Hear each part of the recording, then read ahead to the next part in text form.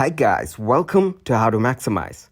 In this video, I will show you how to fix Snapchat camera quality on Android 2023. First, open your Snapchat app and then go to Profile.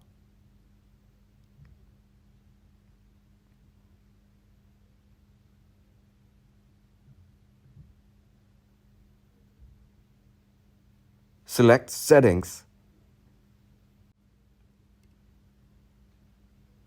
Scroll down and select Clear Cache.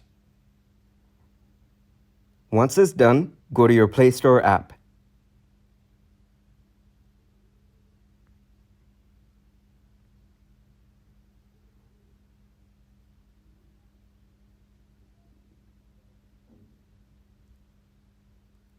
Search and go to Snapchat.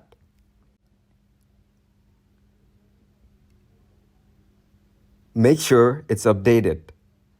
Then go back and long tap on Snapchat.